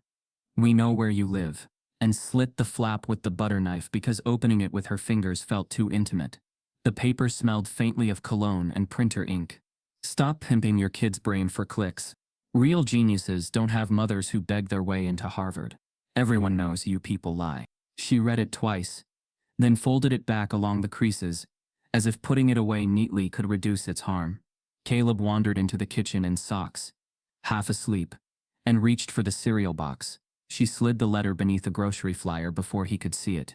By noon there were 3 more, one with cut-out magazine letters, like a joke from an old movie, one with a Bible verse circled, as if scripture were a weapon, one with a badly photocopied image of Caleb, at the board in the words Hoex stamped across it in red. The building's buzzer rang twice with packages that turned out to be nothing, and once with a pizza they hadn't ordered, the delivery guy shrugging. Prepaid. Address is the address. The graffiti came after dinner. Monica had stepped out to the stoop to make a call, the laundromat rattling below, the evening's rough music thrumming the stairs. When a car cruised by too slowly, the passenger window rolled down. A can hit. She didn't register what was happening until the smell hit solvent and venom. By the time she got to the sidewalk, the words were already there, bleeding into the brick, stay small, fake, and a slur that made her throat close. A neighbor, Miss Geneva, appeared with a bucket as if she'd been waiting for trouble the way some people wait for rain. Don't look at it too long, she said, passing Monica a stiff brush. It plants itself. They scrubbed in silence until their hands ached, and the letters turned from words to stains to something like shadows. The slur wouldn't lift. It just faded, ghost pale, expensive to erase. When Caleb came down, he stared without speaking. He didn't ask what it meant. He didn't need to. He pointed to the faint edge of a curve where the paint had clung. It's like that term, he said, voice empty, that keeps showing up no matter how you reduce it. Monica touched the back of his head, her palm a brief shelter. We'll get it off, she said. She didn't add someday. The landlords came the next morning, with tight smiles. We're sorry about the damage, the woman said, glancing not at the wall but at the camera crews idling on the opposite curb. We just need to think about liability. You understand, Miss Mason. The man with her nodded. Not sorry at all. Things are heating up. A quiet building is important to us. You want us gone, Monica said. It wasn't a question. For everyone's sake, the landlord replied, the gentleness in his tone, an insult. It's not personal. It was always personal. Caleb began moving through the apartment, as if he didn't want to bump into his own life. He stopped visiting the forum, where he'd once posted diagrams in the middle of the night. He let text messages go unanswered, the phone trembling quietly on the table, until the battery quit. When he did go online, he read in silence, threads about himself couched in the third person, strangers discussing him like a puzzle that didn't feel human. Monica called the district office about transferring him to a different school temporarily, for safety, she said. The woman on the line sounded sympathetic until she didn't. We've had concerns raised, she added. Given the attention, we'd like him to sit for a brief evaluation with our academic integrity coordinator. Monica blinked. You want to test my son to see if he's real? It's standard, the woman said. When scores are as anomalous as his, we ensure procedure. She softened her voice. It protects everyone. Who is everyone? Monica asked. She pictured the word printed in tiny letters at the bottom of every decision that assumed her son's intellect needed permission. Caleb sat at the kitchen table, an open notebook in front of him. He wasn't writing in it, just tracing the spine with his thumb. You don't have to fight all of them, he said without looking up. I don't, she agreed. Just the ones between you and the next door. An unexpected email slid into her inbox that afternoon. Subject line formal enough to make her brace. Submission opportunity, Journal of Theoretical Structures. The message was from Dr. Leonard McCrae, copied to a senior editor. If Caleb would like to formalize his proof, McCrae wrote, I would be happy to help shape it for submission. The work should be seen by peers who can evaluate it on its merits. Monica exhaled for what felt like the first time in a day and a half. She read the message to Caleb, who nodded slowly. It wasn't television cameras or hashtags. It was the quiet thing that mattered. The work on paper, the gate that kept real history from being a clip with captions. They spent the evening turning chalk into sentences. McCrae came by with a pot of coffee, and the kind of gentle urgency that comes from believing you are on time for once. He drilled clarity into Caleb's instinct. Reduce the proof for readers who didn't share the instinct yet. Make the path walkable without losing the terrain. Caleb wrote with the careful speed of someone trying to honor 2 clocks. The one inside him that demanded precision, and the one outside him that was counting down to when memory distorts. In between paragraphs, the internet's noise seeped under the door. A pundit in a blazer used Caleb's face as a prop in a debate about merit and identity politics. An anonymous thread accused Monica of coaching him with an earpiece, circling an image where a shadow near his collar supposedly proved the conspiracy. Someone else unearthed a photo of a younger Monica at a protest and captioned it, "Professional agitator." The comments bloomed like mold. "Don't read it," McCrae said quietly. "I'm not," Caleb lied. They submitted the manuscript 2 days later. On the preservation of symmetry across paradoxical terms in canonical reduction. The title was drier than the work, but it held. McCrae insisted on a cover letter that named Caleb plainly, and without apology. The author is 12 years old. The mathematics is not. The receipt came instantly. The wait began. In the space the waiting opened, the world tried to fill them with other people's stories. A daytime talk show offered to fly them to New York for a segment called Genius or Hoax. A venture capitalist left a voicemail proposing a startup that would productize Caleb's gifts. A tutoring company emailed a draft contract with his name already printed beneath the words brand ambassador.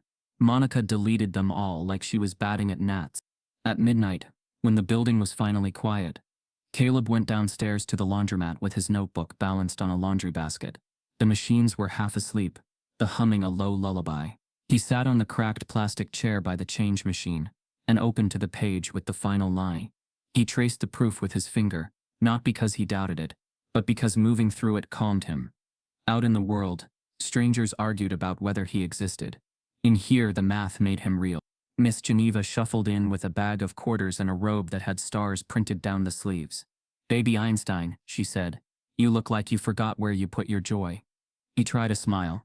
"I put it in an envelope and mailed it to some people who love to say no." She clucked her tongue. "Then keep a copy." On the third day, while Monica was at her morning route, and Caleb was home revising a footnote, someone slid a pamphlet under their door.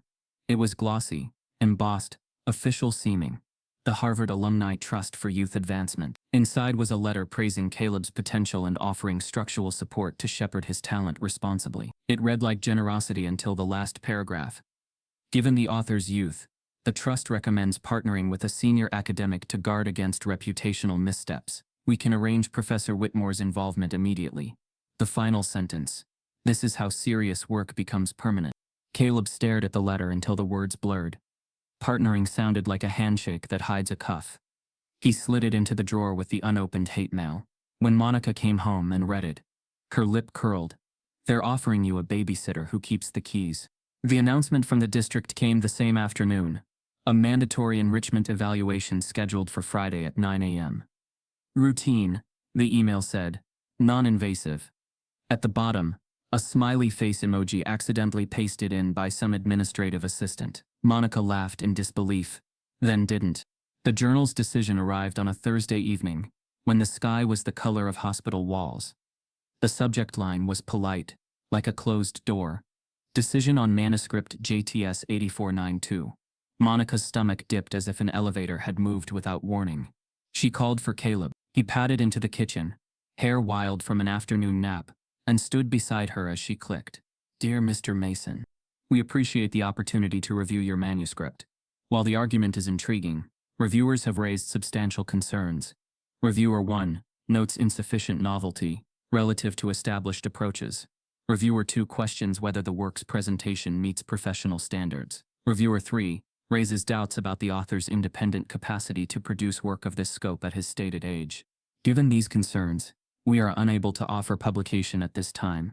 We would, however, be open to reconsidering a resubmission if the work is expanded and submitted in collaboration with a senior scholar who can vouch for its pedigree and provide appropriate framing for our readership. Sincerely, the editorial board, Journal of Theoretical Structures. Beneath the signature, tucked into the metadata of the email chain, was a string of reviewer initials: R1, NB, R2, CL, R3, AR. Caleb's eyes snagged on the middle one, 3 letters that shouldn't have meant anything, and yet lit up like a hazard sign. CL. He heard the old forum voice in his head, clipped, correct, British by rhythm, if not by IP. Your steps are naive extrapolations of graduate-level heuristics. Return when you've matured. Cambridge Lion. Is that? Monica began. "I think so," he said. He didn't say Whitmore, because even if it wasn't him, it was someone from that orbit. Someone who preferred gatekeeping dressed as guidance. Monica read the letter again, a bitter smile tugging at her mouth. Insufficient novelty, she said, as if testing how the phrase felt in her throat. They want a chaperone to make them comfortable. Caleb folded the printout carefully, same as he had with the hate mail, but his hands shook this time. They want me to give it back to the person who said it couldn't be done. He stared at the board in his memory, the final line he had written with the room watching. Then he stared at the wall where the slur had faded, but not disappeared.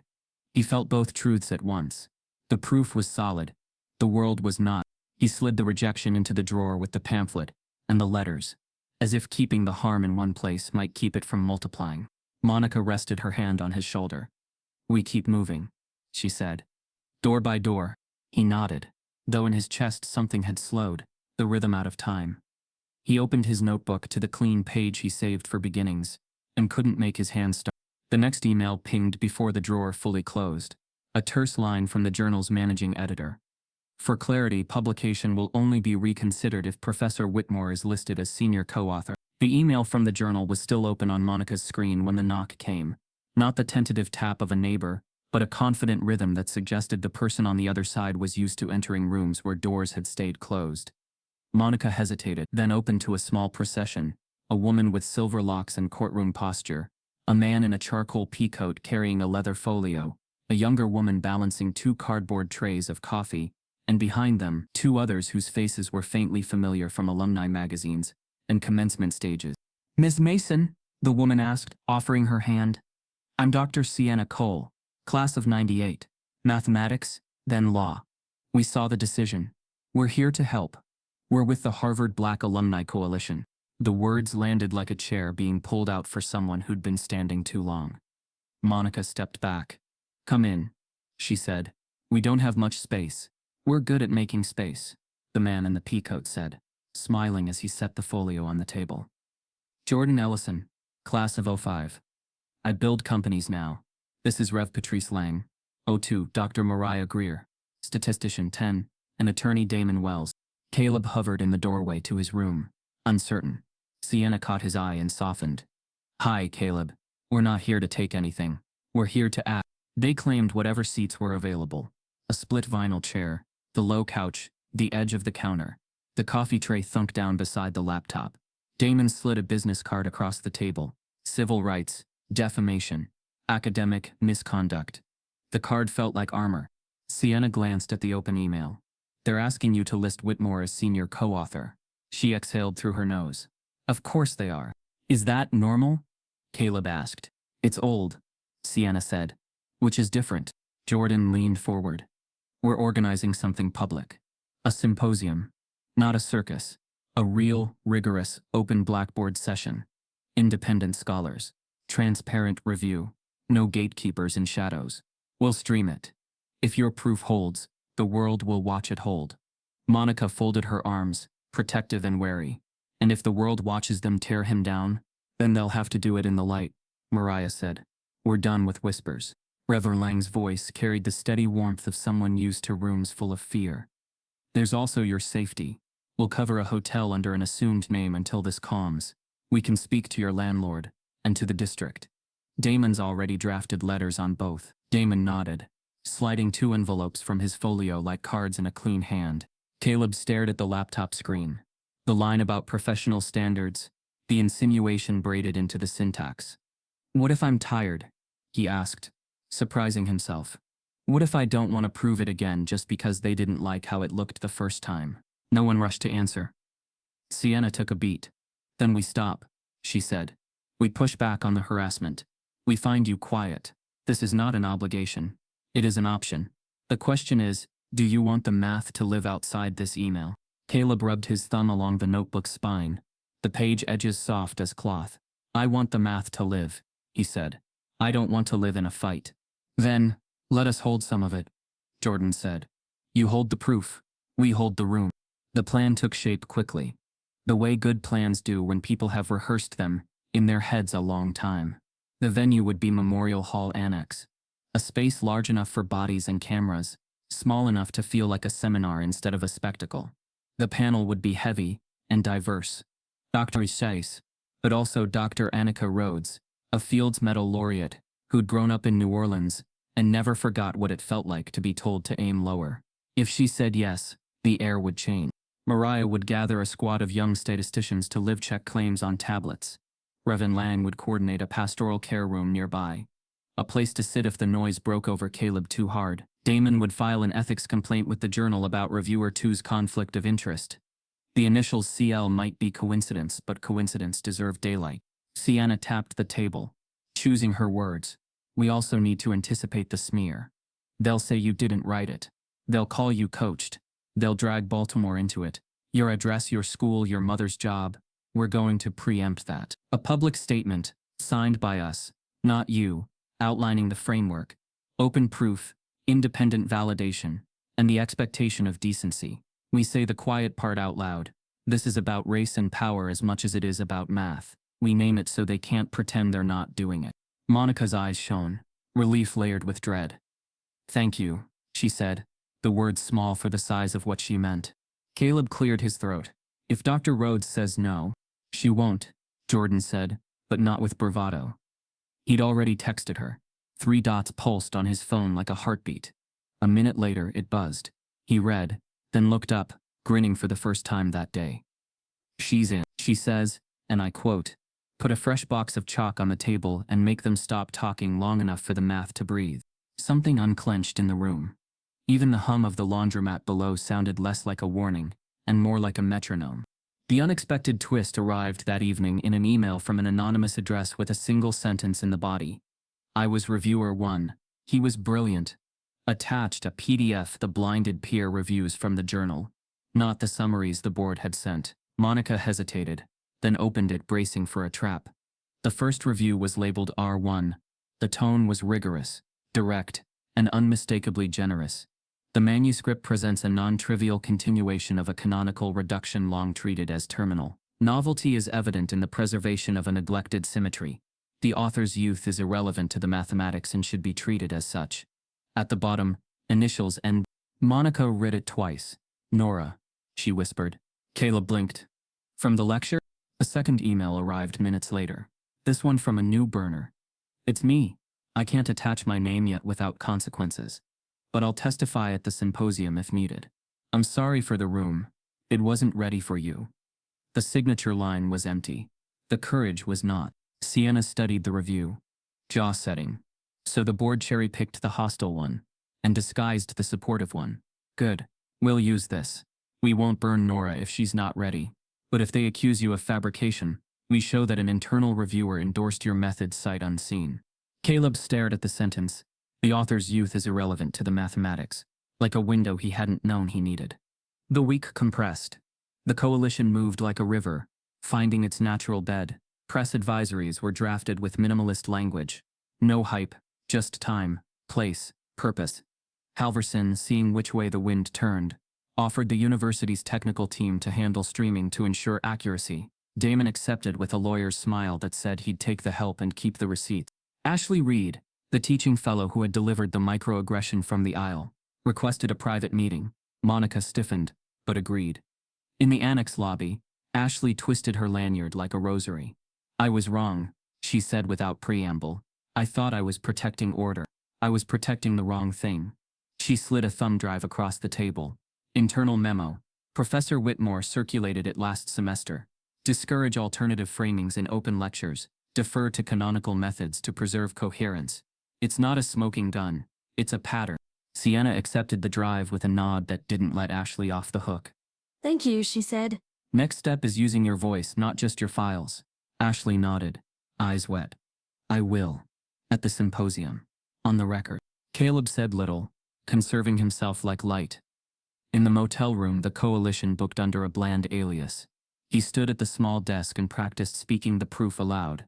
Not to convince, but to keep his breath steady when interruptions came. Monica sat on the bed and mended a button on his shirt, because it was an action her hands could complete.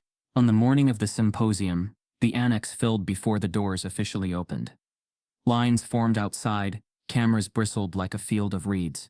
Inside, the blackboard gleamed. A fresh box of chalk waited, as requested. On the dais, name placards. Caleb Mason, author, Anika Rhodes Chair. Dr. Leonard McCrae, discussant. Dr. Mariah Greer, live methods. Empty chair with a tented card, Prof. Lawrence Whitmore, respondent. At 9:05, the empty chair scraped back. Whitmore entered with a controlled smile and a slim briefcase. He shook Dr. Rhodes' hand, as if they were at a fundraiser. He did not look at Caleb. The room quieted, a sense memory of power rearranging itself. Dr. Rhodes opened. We're here to examine work, not people. We will nevertheless behave like people. The line landed, and the room breathed. Caleb stood when she nodded, hands steady at the podium, voice even. He began not with the affront of the past week, but with the first line of the proof, the map, the bridge, the held symmetry. He spoke for 15 minutes. He did not watch faces. He watched the board. When he finished, a hush. Dr. Rhodes nodded once. Thank you. She turned to Whitmore. Professor? Whitmore rose with the calm of a man prepared to perform regret, or victory, whichever the room demanded. He unlatched the briefcase and removed a thin folder. I appreciate the invitation, he said, voice warm enough to be theater. And I bring, as requested, respect for the work. He paused just long enough for the cameras to find his profile. Then, I also bring new evidence. A ripple. Sienna's eyes narrowed. McCrae's pen stilled. Whitmore lifted a printed screenshot. The header of an old forum thread. Blue Delta, time-stamped months before the lecture. He held it up for the room to see. A remarkable handle, he said mildly. And a post sketching the same approach we saw today, long before today. The IP data associated with this account does not resolve to Baltimore. Monica's breath caught. Caleb's pulse went cold. Whitmore smiled gently, the way surgeons smile. Before we anoint, we should ask, who authored what, and for whom? The screen behind Caleb flickered to life, as Whitmore's evidence projected for all to see, and in the top corner, a username appeared that made Monica's heart slam against her ribs. Cambridge Lion replying to Blue Delta with line-by-line correction. By the time the symposium reached its second hour, the Memorial Hall Annex no longer felt like a hall at all. It felt like the beating heart of a trial, its jury composed of the world. Journalists crammed into the aisles, their camera tripods tangled like roots. Scholars from 3 continents sat shoulder to shoulder, with local high schoolers, whose teachers had somehow convinced security to let them in. Even the skeptics, those who had come not to witness but to catch the boys stumble, leaned forward in the wooden chairs, caught in the gravity of the room. Dr. Anika Rhodes, in her crimson blazer and silver-rimmed glasses, called the session back to order after the coffee break. Her voice was cool, steady, the kind of voice that could lift an audience and cut through it at the same time. Mr. Mason, the floor is yours. Caleb rose from his seat and moved toward the blackboard without hesitation. The new box of chalk sat waiting, the faint dust on the ledge promising something clean. He took one piece between his fingers, not gripping, just holding, and turned to the audience. This is not magic, he began. His voice, still soft, carried further than it had during the first lecture at Harvard. It's a story. Every proof is a story. This one starts with a symmetry we stopped looking for too soon. He drew a wide arc across the board, almost like the curve of a bridge, then marked the 2 banks with symbols. Most of the work in this field has been about crossing here. He tapped one side to here. He tapped the other. What I'm saying is, there's a third way, you go underneath. Gasps weren't common in mathematics talks. But people leaned in. He continued, laying out the sequence like a map. Steps that had previously seemed impossible suddenly rearranged themselves under his hand, falling into an order that didn't just solve the problem, but explained why it had been so hard to see before. His chalk strokes were quick but never sloppy, the arcs and lines crisp enough to be art. He switched from the board to a projected diagram, the same sequence now shown as overlapping waves instead of linear steps. When you look at it this way, the interference cancels itself, he explained. You don't fight the paradox, you let it erase itself. A low murmur rose among the non-mathematicians as they began to understand not just the solution, but its poetry. A reporter scribbled, it's like watching a musician find a chord no one knew existed. Monica sat in the front row, her hands clasped so tightly her knuckles ached. She wasn't following the mathematics. Not fully, but she understood the rhythm of her son's mind when it found its current. He wasn't defending himself, he was building something for the room to walk through. When Caleb reached the final line, there was no hesitation. He wrote it with the certainty of someone who had already seen it stand in the mind's eye 1,000 times. He stepped back, chalk between his fingers like a conductor lowering his baton. Silence. Then applause, not the polite kind, but the sharp, uncontained sound of people who had been holding their breath without realizing it. The journalists in the back were already drafting leads. Scholars leaned toward one another, arguing in hushed tones about the implication. Dr. Rhodes smiled slightly. "Thank you, Mr. Mason." Professor Whitmore, as respondent, "The floor is yours." The atmosphere shifted. Whitmore stood slowly, every movement measured, his briefcase now resting on the table like a relic. He approached the podium without glancing at the board, his gaze instead sweeping the audience. "I have been called many things in my career," he began. "Some of them accurate, many of them deserved." A ripple of laughter moved through the hall, but his tone was not quite self-deprecating. "I have spent years, decades, insisting that this problem could not be solved. Not this way. I warned against chasing ghosts. Today, I stand corrected." The air changed. Even the skeptics went still. Whitmore turned toward the board at last, studying Caleb's final line, as if it were a portrait of something he thought extinct. "This," he said, tapping the proof with one finger, "is correct. More than that, it is elegant, and I despise how long it took me to see it." The admission was clean, unsparing, and it landed like a gavel. A few students in the back exchanged wide-eyed looks. Dr. Rhodes' pen scratched something on her notepad, but she didn't look up. Whitmore faced the boy. "Mr. Mason, you have done what I could not, and you have done it with a grace I envy." It should have ended there, with the audience's sense of resolution settling like dust after a long storm. But Whitmore stepped closer to Caleb, closing the distance until they stood almost shoulder to shoulder. His voice dropped low enough that only Monica in the front row might have been able to catch fragments if she strained. "You understand," he said quietly, "that brilliance like this comes with a price. They will use it until there's nothing left, unless you let me teach you how to keep it." Caleb's eyes narrowed, the applause behind them swelling, the cameras clicking. He didn't answer. Whitmore's smile barely moved as he added, even softer, "And you should know this proof isn't the hardest thing you'll face. I've seen what's coming for you." Years later, when interviewers tried to frame the story as a duel, the boy who beat Harvard, Caleb would correct them with the same calm precision he had used on the board that day. "It wasn't about beating anyone," he'd say. "It was the first time the world saw me without flinching." The headlines faded eventually, replaced by new prodigies, new controversies, new reasons for people to argue about talent and identity. But the proof that remained, published without the shadow of a co-author, cited in journals whose boards once doubted it. It became more than an academic milestone. It became a seed. Within a decade, undergraduate math colloquiums across the country were starting sessions with a reference to the Mason reduction, a term coined not by Caleb himself, but by a group of doctoral students at MIT who had grown up watching that symposium livestream in their high school libraries. For them, the equation was not just numbers, it was permission. In Baltimore, a mural bloomed on the side of a rec center, Caleb at the board, chalk midair, the final line still unfinished so that every kid who walked by could imagine writing it themselves. Some of those kids would go on to win scholarships named in his honor. Others would simply remember that someone from their streets had solved something the world said could not be solved. Monica never let go of the chalk from that morning. She kept it in a small wooden box with a brass clasp, the kind that looked like it belonged to a music box or a piece of jewelry. She never polished it, never displayed it. It stayed on the highest shelf in her bedroom closet, where she could reach for it on the days when noise threatened to drown out the signal. Caleb didn't ask about the box until years later, when he returned from his first international lecture tour and found her dusting around it. "Why keep it?" he asked. "It's just chalk.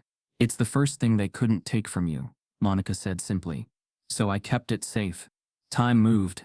Caleb became the kind of scholar who still answered emails from high schoolers and still signed books for students, even when he was late for a train.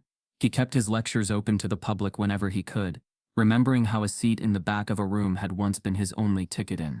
The coalition that had rallied for him during those first hard months stayed in his orbit. Dr. Sienna Cole brought him in on projects blending law and mathematics. Jordan Ellison helped him structure a foundation for underrepresented youth in STEM. Lang delivered the invocation at his Harvard installation ceremony. a nod to the idea that even the most rational minds need something like faith. The Mason Symposium became an annual event, drawing young mathematicians from all over the world to present work free from institutional gatekeeping. Caleb insisted on one rule: the blackboard would always be stocked with a fresh box of chalk. Whitmore never returned to Harvard after the year of the symposium. He took a position at a private institute overseas, and in his last published paper, cited Mason's foundational framework, without commentary. The two never spoke again, though once, in a lecture hall in Vienna, Caleb noticed a man in the back row slip out before the applause. The moment that stayed with Caleb most vividly, however, wasn't from the morning of the symposium itself. It was from the night before, in the cramped motel room, when Monica had sat sewing a button on his shirt while he practiced at the desk. She hadn't said much, just hummed quietly under her breath, the same melody she used to sing when he was a child, working through homework no one believed he could do. That sound, more than the applause or the headlines, had been the steady metronome of his courage.